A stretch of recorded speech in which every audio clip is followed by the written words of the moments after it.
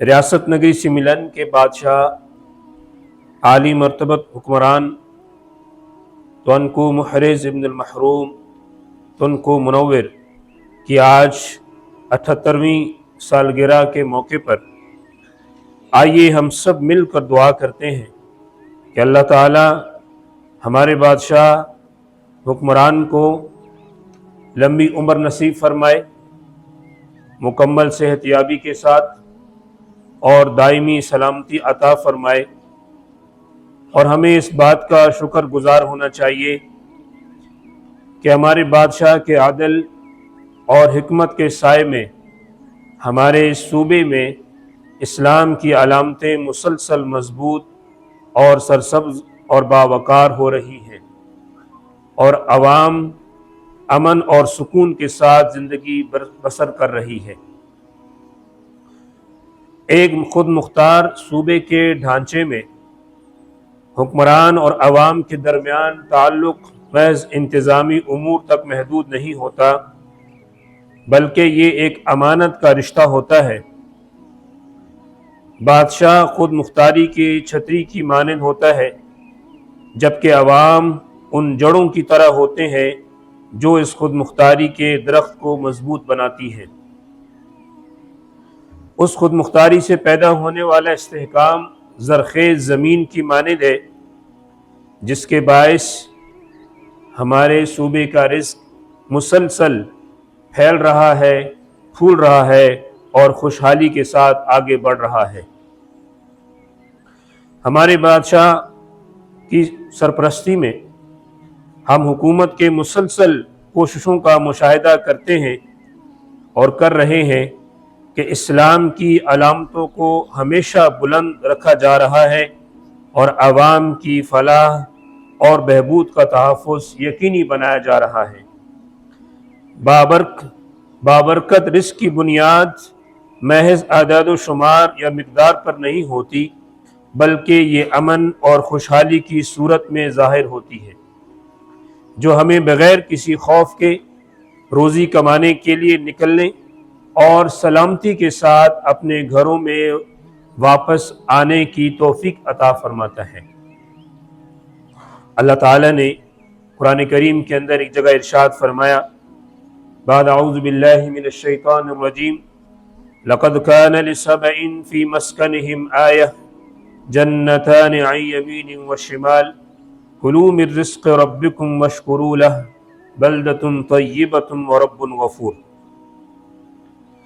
اللہ تعالیٰ ارشاد فرماتے ہیں، یقیناً قوم سبا کے باشندوں کے لیے ان کی بستی میں اللہ کی عنایت ایک نشانی موجود تھی، یعنی دو وسیع اور سرسبز باغات جو ان کی آبادی کے دائیں اور بائیں جانب واقع تھے۔ پھر ان سے کہا گیا کہ اے بستی والو، اپنے رب کی عطا کردہ رزق میں سے کھاؤ اور اس کا شکر ادا کرو۔ تمہارا یہ شہر یعنی قوم سبا، تمہارا یہ شہر سبا ایک پاکیزہ شہر ہے اور تمہارا رب بڑا بخشنے والا ہے۔ بحیثیت مسلمان یہ آیت ہمیں ایک واضح اشارہ دیتی ہے کہ جب کسی ریاست کی قیادت عدل و انصاف پر قائم ہو اور اس کے رہنے والے باشندے اللہ کی عطا کردہ نعمتوں پر اطاعت کے ساتھ شکر ادا کریں، تو اللہ تعالیٰ اس ریاست، اس مکان کو بلدۃ طیبہ، پاکیزہ جگہ، ورب غفور کا درجہ عطا فرماتا ہے، یعنی ایک ایسا شہر کہ جو اچھا ہو، پرامن ہو اور خوشحال ہو۔ معزز سامعین و حضرات، روزی کمانے اور دنیاوی آسائش حاصل کرنے کی کوشش میں ہم کمزور انسان اکثر روزی کی بنیادی شرط سے غافل ہو جاتے ہیں کہ یعنی روزی تو کمانی ہے، لیکن کن شرائط کی بنیاد پر کمانی ہے اور کن شرائط اور احکامات کو سامنے رکھنا ہے، انسان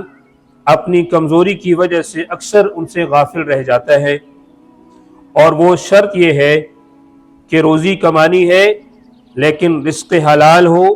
اور پاکیزہ رزق کا معنی ہے، یعنی رزق اچھا بھی ہو اور معیاری بھی ہو۔ حلال سے مراد کسی ذریعہ رزق کا شرعی حیثیت سے جائز ہونا ہے، یعنی جو شریعت کے دائرے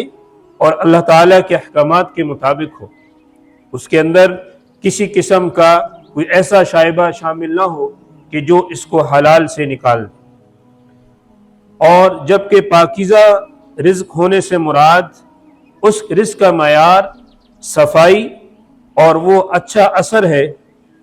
جو وہ جسمانی صحت اور قلبی سکون پر مرتب کرتا ہے، یعنی رزق حلال بھی ہونا چاہیے اور رزق صاف ستھرا اور پاکیزہ بھی ہونا چاہیے۔ اللہ تعالیٰ نے سورہ بقرہ کی آیت نمبر 168 میں ارشاد فرمایا، جس کو ہم نے تلاوت کی ہے، اے لوگو، زمین میں جو حلال اور پاکیزہ چیزیں موجود ہیں ان میں سے کھاؤ اور شیطان کی پیروی نہ کرو، کیونکہ وہ تمہارا کھلا دشمن ہے۔ میں اور آپ ایک مسلمان کی حیثیت سے ہم پر یہ امانت عائد ہوتی ہے کہ ہم اپنی اولاد، بیوی اور پورے خاندان کو جو بھی کھانا کھلائیں، جو بھی رزق لاز کر دیں، وہ حلال اور پاکیزہ ذریعے سے حاصل شدہ ہو۔ اگر ہم تاجر ہیں تو ناپ تول میں دھوکہ نہ دیں اور مال کی خرابی کو نہ چھپائیں۔ اگر ہم ملازم ہیں تو کام کے اوقات میں کوتاہی نہ کریں، ذمہ داریوں سے غفلت نہ برتیں اور رشوت جیسے اعمال سے اپنے آپ کو بچائیں جو ریاستی نظم کو تباہ کر دیتے ہیں۔ اسی طرح اگر ہم قائد یا ذمہ دار ہیں یا کسی حکومتی عہدے پر فائز ہیں یا کسی منصب پر فائز ہیں تو عوام کی امانت کی حفاظت پوری دیانت، پورے عدل اور بغیر کسی خیانت کے کریں۔ یہ تمام امانتیں قیامت کے دن اللہ تعالیٰ کے حضور پوچھ کا باعث بنیں گی۔ حلال رزق کی تلاش اسلام میں ایک فرض ہے۔ ہر آدمی اپنی استطاعت کے مطابق اپنے حلال رزق کی کوشش جاری رکھے، جس کی سخت تاکید کی گئی ہے۔ روایات میں آتا ہے، سیدنا عبداللہ بن مسعود رضی اللہ تعالیٰ عنہ ارشاد فرماتے ہیں، طبرانی کی روایت ہے، طلب الحلال فریضۃ بعد الفریضہ، حلال رزق کی تلاش 5 وقت کی نماز قائم کرنے کے بعد اللہ تعالیٰ کی طرف سے ایک مطالبہ ہے اور ایک فریضہ ہے۔ ہمارے لیے یہ بات بالکل واضح ہے کہ حلال رزق کی تلاش اسلام میں ایک بنیادی ترجیح رکھتی ہے۔ اس کا مقام دیگر فرض عبادات کے قریب ہے، کیونکہ رزق کے حصول کی کوشش بھی نماز کی ادائیگی کے بعد ایک مطلوب عبادت شمار ہوتی ہے۔ یعنی جس طرح ایک انسان نماز کو قائم کرنے کے لیے اور نماز میں اپنے آپ کو مشغول رکھنے کے لیے فرض کو سامنے رکھتا ہے، اسی طرح نماز کے فرض کو قائم کرنے کے بعد دوسرے نمبر پر وہ چیز ہے وہ حلال رزق کی تلاش ہے۔ اس سے یہ حقیقت ظاہر ہوتی ہے کہ جب کوئی شخص رسول اللہ صلی اللہ علیہ وسلم کی تعلیمات کی پیروی کی نیت سے اپنے گھر سے اپنے رزق کی تلاش کے لیے نکلتا ہے، جیسا کہ اس حدیث میں بیان ہوا ہے، تو اس کے پسینے کا ہر قطرہ تسبیح شمار ہوتا ہے اور اس کا ہر قدم اللہ تعالیٰ کی رضا کی طرف بڑھنے والا قدم بن جاتا ہے، کیونکہ وہ رزق حلال کی نیت سے گھر سے نکلا ہے۔ وہ رزق جو حرام ذریعے سے حاصل کیا جائے دعا کی قبولیت میں رکاوٹ بن جاتا ہے۔ سیدنا ابو ہریرہ رضی اللہ تعالیٰ عنہ سے مروی ہے، ایک حدیث میں رسول اللہ صلی اللہ علیہ وسلم ایک ایسے شخص کی حالت بیان فرماتے ہیں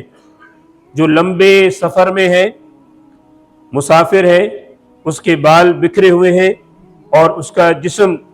گرد و غبار سے اٹا ہوا ہے، وہ اور اپنے دونوں ہاتھ آسمان کی طرف اٹھا کر فریاد کرتا ہے، اے میرے رب، اے میرے اللہ، حالانکہ اس کا کھانا حرام ذریعے سے ہے اور اس کا پینا بھی حرام ہے، اس کا لباس بھی حرام ہے اور اس کی پرورش حرام مال سے ہوئی ہے۔ پس رسول اللہ صلی اللہ علیہ وسلم نے سوال فرمایا، فَأَنَّا يُسْتَجَابُ لِذَلِكَ، پھر ایسی حالت میں جب سب کچھ اس کے اوپر نیچے حرام ہے تو اس کی دعا کیسے قبول ہو سکتی ہے؟ اور حلال رزق کی علامات میں وہ رزق جو سود سے کمایا جائے، وہ رزق جو رشوت کے ذریعے سے کمایا جائے، یا اس میں خیانت شامل ہو، کاروبار میں دھوکہ دہی شامل ہو، ایسا رزق جو جوئے کی شرط بازی کے ساتھ کمایا جائے، یا عوامی مال اور فنڈز کے غلط استعمال جیسے حرام ذرائع سے حاصل کیا جائے، یہ سارے کا سارا رزق حرام کے زمرے میں آتا ہے، دینی اور معاشرتی زندگی پر نہایت سنگین منفی اثرات مرتب کرتا ہے جو ایسا رزق استعمال کرتا ہے۔ اس سے نہ صرف عبادات کا معیار متاثر ہوتا ہے بلکہ معاشرے میں اخلاقی زوال بھی پیدا ہو جاتا ہے۔ رسول اللہ صلی اللہ علیہ وسلم نے سیدنا ابو ہریرہ رضی اللہ تعالیٰ عنہ سے فرمایا لَيَأْتِيَنَّ عَلَى النَّاسِ زَمَانٌ لَا يُبَالِ الْمَرْءُ بِمَا أَخَذَ الْمَالِ أَمِنَ الْحَلَالِ أَمْ مِنَ الْحَرَامِ، بخاری کی روایت ہے۔ رسول اللہ صلی اللہ علیہ وسلم نے فرمایا یاد رکھو لوگوں پر ایک ایسا زمانہ آئے گا کہ انسان اس بات کی پرواہ نہیں کرے گا کہ اس کا مال کس ذریعے سے حاصل ہوا ہے، حلال ہو یا حرام ہو۔ معزز سامعین و حضرات، الحمدللہ ریاست نگری سملن، ہمارا صوبہ نگری سملن میں حلال اور پاکیزہ کے پہلو سے عوام کو متبادل فراہم کرنے اور عوام کا شعور بیدار کرنے کے لیے مختلف اقدامات اور منصوبے کیے جاتے ہیں۔ ریاستی حکومت کی جانب سے نگری سملن کے اسلامی امور کے محکمے کے ذریعے متعارف کرایا گیا حلال کاٹیج منصوبہ ایک دانشمندانہ اور پیش قدمی پر مبنی اقدام ہے جس کا مقصد اس ریاست میں چھوٹی اور درمیانی صنعتوں کے کاروباری افراد کی مدد کرنا ہے تاکہ وہ حلال ذریعے سے روزی کما سکیں اور حلال غذا سے مصنوعات تیار کر سکیں۔ یہ محکمہ اس بات کو یقینی بناتا ہے کہ حلال کاٹیج منصوبے کے تحت تیار کی جانے والی ہر مصنوعات اور پروڈکٹ نہ صرف کھانے کے قابل ہو بلکہ پاکیزگی، صفائی اور معیار کے اصولوں پر بھی پورا اترتی ہو۔ سن 2022 سے لے کر 2025 کے اختتام تک